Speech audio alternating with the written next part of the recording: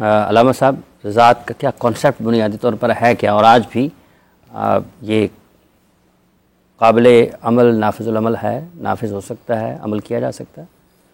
بسم اللہ الرحمن الرحیم۔ قرآن پاک میں جہاں پہ اللہ تعالیٰ نے وہ حرمت والے رشتے بیان کیے ہیں کہ جن کے آپس میں نکاح نہیں ہو سکتے، وہاں پہ فرمایا وَأُمَّهَاتُكُمُ اللَّاتِي أَرْضَعْنَكُمْ وَأَخَوَاتُكُم مِّنَ الرَّضَاعَةِ، جس عورت کا بچے نے دودھ پیا ہو وہ اس کی رضاعی ماں بن گئی ہے، اب اس کے ساتھ نکاح نہیں ہو سکتا، اور اس بچے کے ساتھ جس بچی نے دودھ پیا ہو وہ اس کی رضاعی بہن بن چکی ہے، اور قرآن پاک میں وہ بھی نہیں ہو سکتا۔ وَالْوَالِدَاتُ يُرْضِعْنَ أَوْلَادَهُنَّ حَوْلَيْنِ كَامِلَيْنِ، یہ ایک پیریڈ بتا دیا گیا کہ یہ رضاعت کی جو مدت ہے 2 سال کی جو لمٹ ہے، اس کے اندر جو ہے وہ بچہ جب دودھ پی لیتا ہے اب رضاعی، صرف یہ رشتہ قائم نہیں ہوتا بلکہ اس سے متعلقہ جو رشتے ہوتے ہیں، مثال کے طور پہ جس عورت کا دودھ پیا ہے اگر ایک بچے نے اور بچی نے، اب اس کا جو خامند ہے، جیسے بچے کا اس ماں سے نکاح نہیں ہو سکتا، اس طرح یہ جو بچی ہے اس بچی کا جس سے دودھ پیا اس کے خامند کے ساتھ اس میں یہ جو آپ نے شروع میں آیت مبارکہ پڑھی ہے، اس کے جو شروع کے الفاظ ہیں وہ سارے رشتے ویسے ہی لاگو ہو جاتے ہیں۔ حرمت علیکم امہاتکم وبناتکم، اور حدیث مبارکہ میں حضور نے فرمایا یحرم من الرضاع ما یحرم من النسب، کہ جو نسب کے ساتھ جو چیزیں حرام ہوتی ہیں وہ رضاعت سے بھی وہ چیزیں حرام ہو جاتی ہیں۔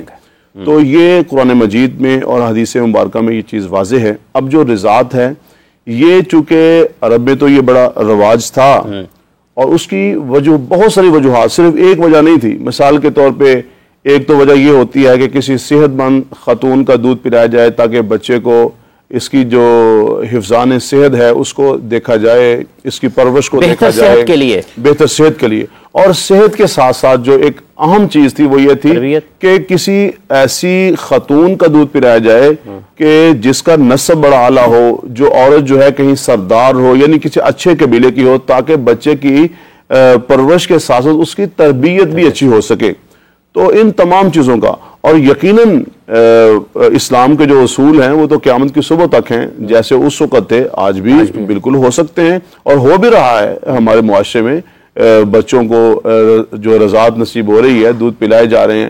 کئی ایسے بچے ہیں بچہ پیدا ہوا ہے، ماں فوت ہو گئی تو پھر کسی اور عورت نے اس کو دودھ پلا دیا، تو یہ ممکن ہے آج بھی، اس میں ممکن ہے۔ لیکن آپ کا یہ قرآن کریم کی آیت مبارکہ سے اور نبی کریم صلی اللہ علیہ وسلم کی احادیث سے مبارکہ سے وہ تمام جو اس کی بنیادی چیزیں ہیں، والدہ کے اعتبار سے اگر کوئی کسی کی رضائی والدہ ہے تو وہ تمام رشتے حرمت والے جو ہیں وہ آگے وہاں تک منتقل ہو جاتے ہیں۔ جو بھی بچہ ہے یا بچی ہے، کسی اس کی خوراک والد ملتی ہے اس کو دودھ کی شکل میں، اس کو آگے بڑھاتے ہیں۔ مطلب کس طریقے سے جب آج کا ذکر کیا علامہ صاحب نے کہ ہو رہا ہے، لیکن جب ہم 25 کروڑ کے ملک میں ہیں، یہاں پر تو اچھا بھلا کاغذ ایک کسی اور کے نام سے جاتا ہے، نکلتا کسی اور کے نام سے ہے۔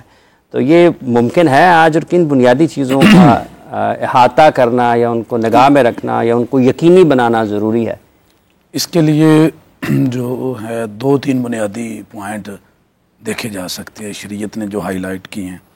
نمبر 1 کہ جس کو دودھ پلایا جا رہا ہے اس کی عمر کتنی ہے، ٹھیک ہے، سب سے پہلے یہ چیز ہے، کیونکہ جس طرح سے بخاری شریف میں حدیث ہے، نبی کریم صلی اللہ علیہ وسلم نے فرمایا انما الرضاعۃ من المجاعۃ، رضاعت تب ثابت ہوتی ہے جب اس بچے کا دار و مدار ماں کے دودھ کے اوپر ہوتا ہے، اور اس کی بھوک مٹانے کا ذریعہ واحد وہ ماں کا دودھ ہے۔ اور سنن ترمذی میں اس کی وضاحت موجود ہے اور تفصیل کے ساتھ کہ رضاعت کب ہوگی، ما فتق الامعاء، جو آنتریوں میں غذا کے طور پر ان کو بڑھا کرے، وہ دودھ اس وقت اس کی غذائیت ہو۔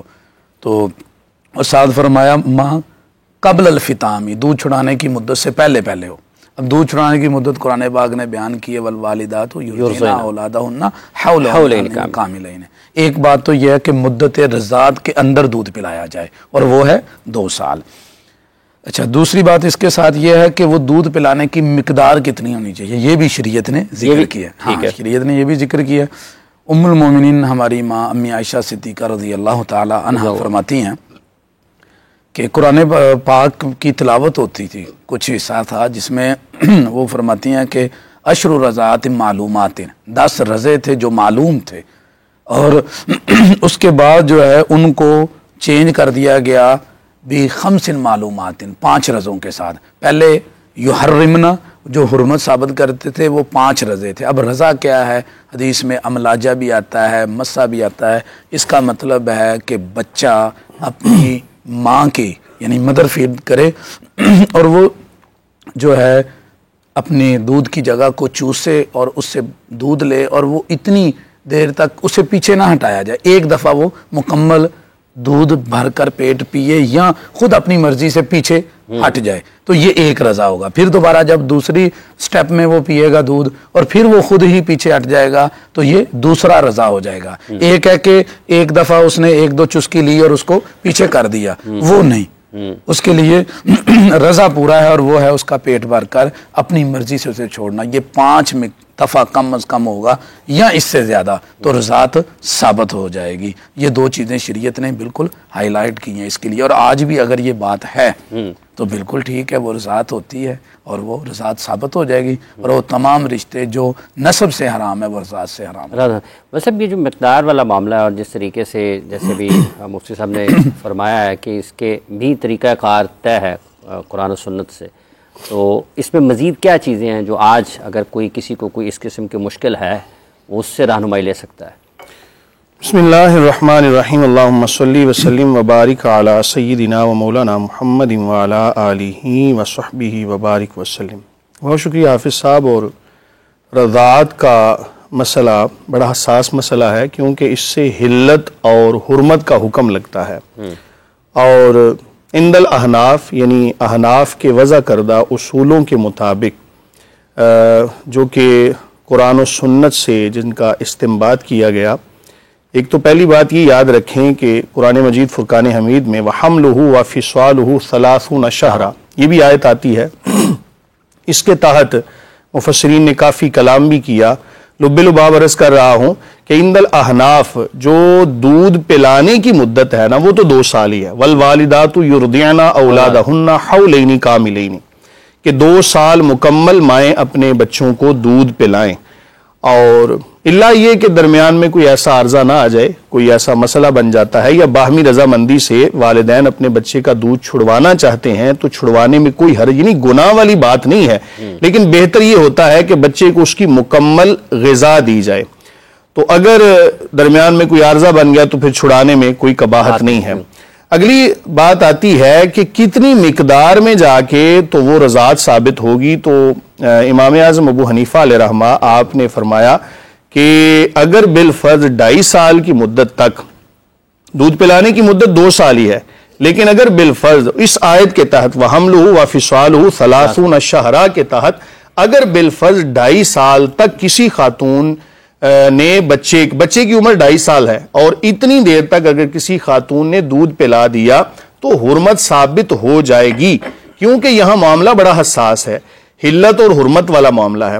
دوسری چیز کہ جہاں بات ہے نا کہ کتنی مقدار میں پلایا جائے تو اس کے متبادل بلکہ اس کے برعکس کچھ احادیث بھی موجود ہیں جن میں فرمایا گیا کہ کم ہو یا زیادہ حرمت ثابت بہرحال ہو جائے گی. اس کی وجہ بھی دیکھیں کہ اب یہ طے کر لینا کہ کتنی مقدار میں بچے نے دودھ پیا ہے یا کتنا، یہ ہمارے پاس کوئی پیمانہ موجود نہیں ہے. اس لیے لازمی طور پر اس حدیث کو مد نظر رکھتے ہوئے جو حرمت کا حکم ہے وہ لگانا پڑے گا. اس کی وجہ یہ کہ اگر آپ حرمت کا حکم نہیں لگاتے، بالفرض حرمت ثابت ہو گئی تو پھر آپ جو ہے وہ جب حلت و حرمت دونوں متضاد ہوں یعنی دونوں ٹکرا رہی ہوں تو احتیاط کا تقاضا یہ ہوتا ہے کہ حرمت کو لیا جائے. اس لیے 2.5 سال کی مدت تک اگر کسی خاتون نے کسی بچے کو دودھ پلا دیا، کم ہو یا زیادہ، اس کی مقدار جو ہے نا وہ متعین نہیں ہے، جتنا بھی پلایا حرمت ثابت ہو جائے گی. اور وہ تمام رشتے جس طرح ابھی حدیث بھی بیان کی گئی جو نسب کے ساتھ حرام ہوتے ہیں وہ تمام رشتے رضاعت کے ساتھ بھی حرام ہو جاتے ہیں. صرف یہ ہے کہ جو وراثت والا معاملہ ہے نا وہ جو نسب والے خون کے رشتے ہیں ان کے حوالے سے یوصیکم اللہ فی اولادکم اس تمام رکوع کے اندر بیان کر دیا گیا. اور جہاں پر حرمت والی بات ہے وہ آگے حرمت علیکم امہاتکم و بناتکم، یہ پوری آیت کے اندر حرمت والے رشتوں کو بیان کر دیا.